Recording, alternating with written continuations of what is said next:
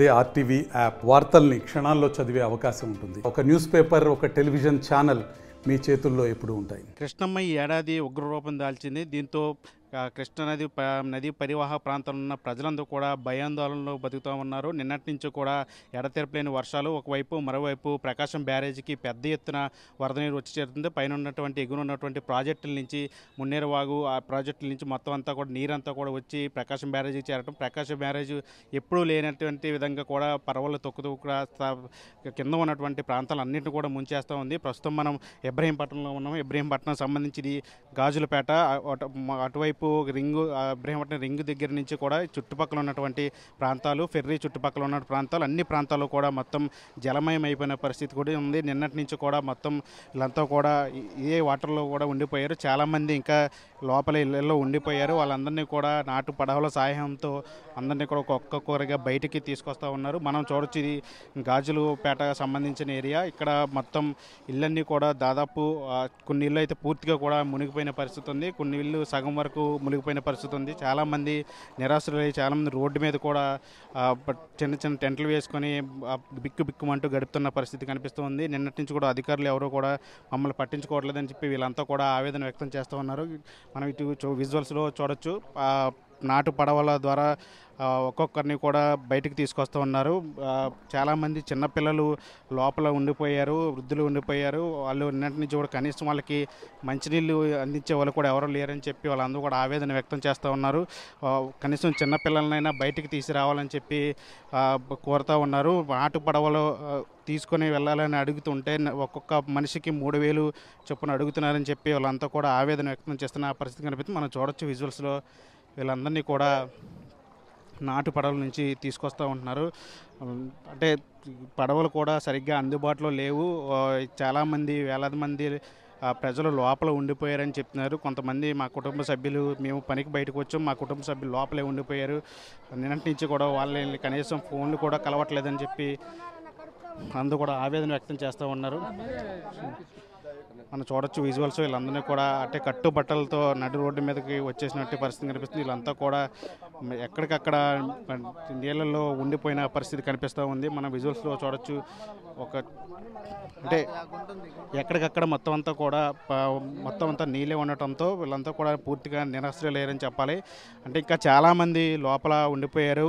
పడవలు కూడా సరిగ్గా అందుబాటులో లేకపోవడంతో వాళ్ళంతా కూడా ఆవేదన వ్యక్తం చేస్తున్న పరిస్థితి కనిపిస్తుంది. అసలు ఇబ్రహీంపట్నంలో ఎప్పుడు కూడా ఇలాంటి పరిస్థితి రాలేదు. ఎప్పుడైనా కృష్ణానదికి వరద వస్తే 1 రోజు 2 రోజులు ఉండి వెళ్ళిపోయేది. కానీ ఈసారి మొత్తం చుట్టుపక్కల ఉన్న ప్రాంతాలు, నదీ పరివాహక ప్రాంతాలు అన్నీ కూడా పూర్తిగా నీటి మట్టం అయిపోయాయని చెప్పాలి. అక్కడికక్కడ అందరూ కూడా నిరాశ్రయులు అయిపోయారని చెప్పాలి. ఇక్కడ ఇబ్రహీంపట్నానికి సంబంధించి ముఖ్యంగా ఆ ఏరియాకి సంబంధించి మొత్తం అంతా కూడా చుట్టుపక్కలంతా కూడా నీళ్లు వ్యాపించి ఉన్నాయి. ఎక్కడికక్కడ మనిషి పీకల లోతు వరకు కూడా నీళ్లు రావడంతో వీళ్ళంతా కూడా భయాందోళన వ్యక్తం చేస్తున్నారు. అధికారులు తమకు సాయం చేయాలని చెప్పి కోరుతూ ఉన్నారు. మనం చూడొచ్చు విజువల్స్, వాళ్ళందరినీ ఒక్కొక్కరిగా తీసుకొస్తూ ఉన్నారు.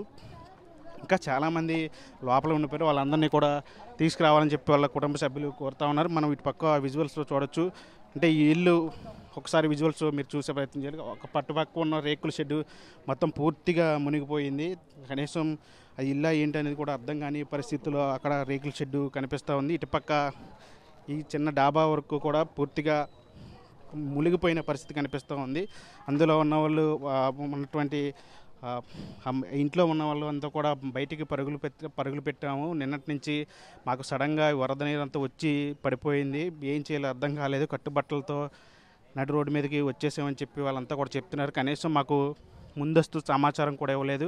అంటే మున్నేరు వాగు లాంటి వాగుల నుంచి లేదా ప్రాజెక్టుల నుంచి వరద నీరు అంతా కృష్ణానదికి వచ్చి చేరుతుంది. కానీ ఇలాంటి ప్రమాదాలను ముందే గుర్తించలేదు అధికారులు. ఎక్కడా కూడా కనీసం హెచ్చరికలు జారీ చేయలేదు. దీంతో మాకు ఏం చేయాలో తెలియక మేమంతా కూడా కట్టుబట్టలతో రోడ్డు మీదకి రావాల్సిన పరిస్థితి వచ్చిందని చెప్తాం. మనం చూసాం, ఈ ఏదైతే రేకుల షెడ్డు మునిగిపోయిందో ఆమె ఇక్కడే ఉన్నారు, ఆ ఇంట్లో నివాసం ఉంటున్న ఆమె ఇక్కడ ఉన్నారు. ఒకసారి మాట్లాడే ప్రయత్నించదమ్మా.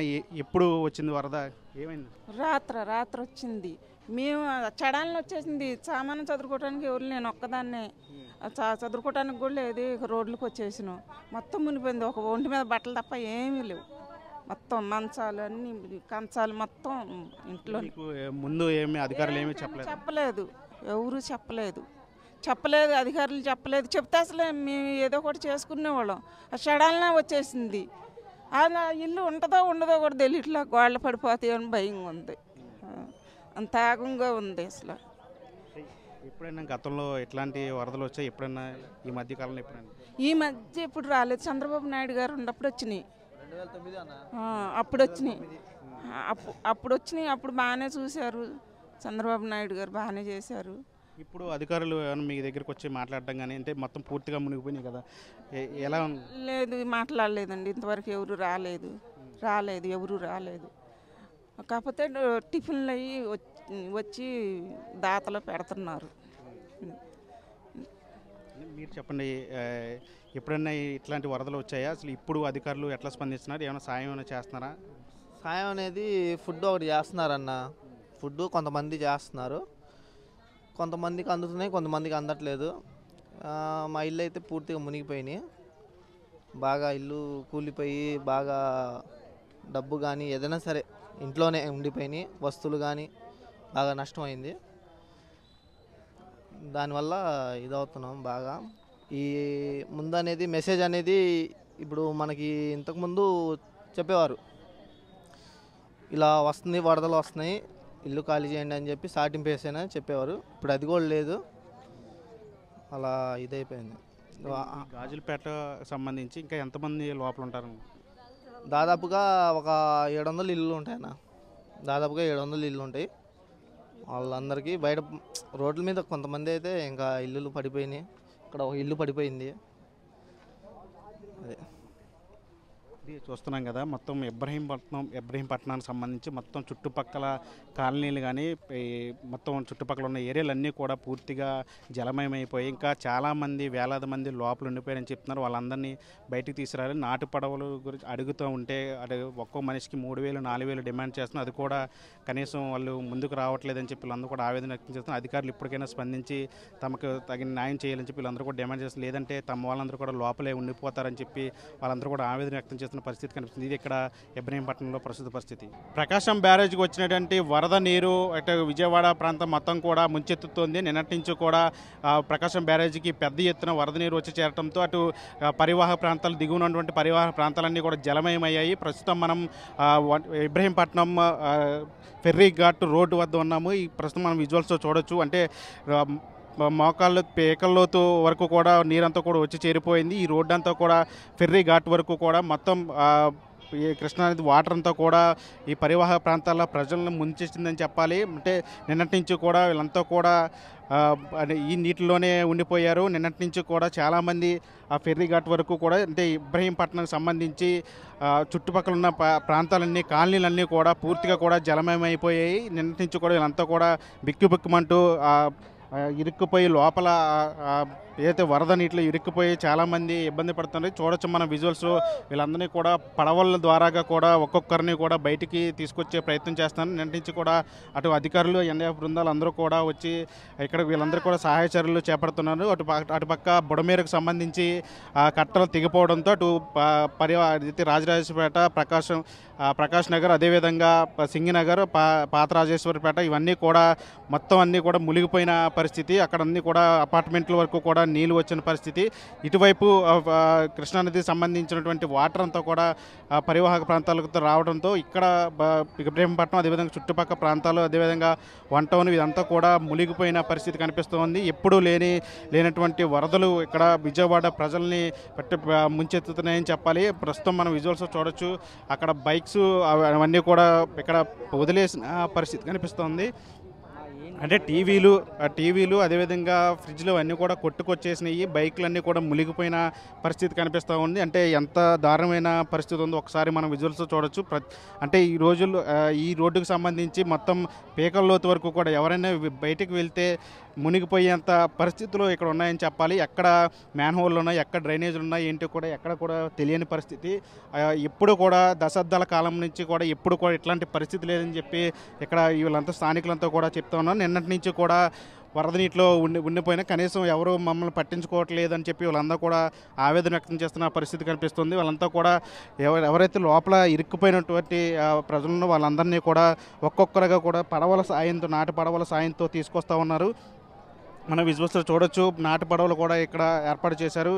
అంటే అధికారులు ఎవరో కూడా వచ్చి పట్టించుకోవట్లేదని చెప్పి వాళ్ళందరూ కూడా ఆవేదన వ్యక్తం చేస్తున్నారు. నిన్నటి నుంచి కూడా వరద నీరంతా కూడా వచ్చి మమ్మల్ని అందరినీ కూడా ముంచెత్తేసింది. కానీ ఇప్పటి వరకు అధికారులు ఎవరో కూడా పట్టించుకోవట్లేదని చెప్తున్న పరిస్థితి కనిపిస్తుంది. మనం చూడొచ్చు విజువల్స్. నాటు పడవల్లో ఒక్కొక్కరు బయటికి రావడానికి అందరూ కూడా పోటీ పడుతూ ఉన్నారు. అంటే చాలామంది లోపల ఉండిపోయారు, గర్భిణీలు ఉండిపోయారు, చిన్నపిల్లలు ఉండిపోయారు, వృద్ధులు ఉండిపోయారు అని చెప్పి వాళ్ళంతా కూడా ఆవేదన వ్యక్తం చేస్తూ ఉన్నారు. అయితే నాటు పడవలు ఇక్కడ సరిగ్గా ఏర్పాటు చేయకపోవడం వలన వీళ్ళంతా కూడా ఆగ్రహం వ్యక్తం చేస్తున్నారు. తమ వాళ్ళంతా కూడా లోపల ఉండిపోయారని చెప్పి చెప్తున్నారు. ఏం జరిగిందమ్మా, ఏం జరిగింది? పసిపిల్లలు అక్కడ ఉండారండి, వాళ్ళు వదిలేసి పెద్దలు తీసుకొచ్చుకున్నారు. అక్కడ అందరూ ఉన్నారు, ఎక్కడ వదిలేసారు, పెద్దలు ఎక్కించుకున్నారు వచ్చి. ఎవరు ఉండిపోయారమ్మా? ఎవరున్నారు? 30 మంది ఉన్నారు ఇంట్లో.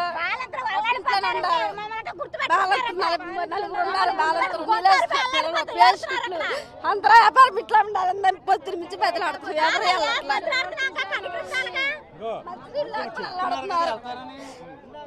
పట్టించుకోవడానికి చెప్తుంటే అసలు పొద్దున్నుంచి బయటలు ఆడుతున్నాం. వెళ్ళ మేము అవసరం అయితే డబ్బులు కూడా ఇస్తాను అన్నాం. అటైనా కూడా పడవలు తెస్తలే. ఎన్ని నాటు పడవలు ఉన్నాయి ఇక్కడ? ఎన్ని అందుబాటులో ఉన్నాయి మీకు? ఏమో ఎన్ని 4 5 ఉన్నాయి ఇక్కడ.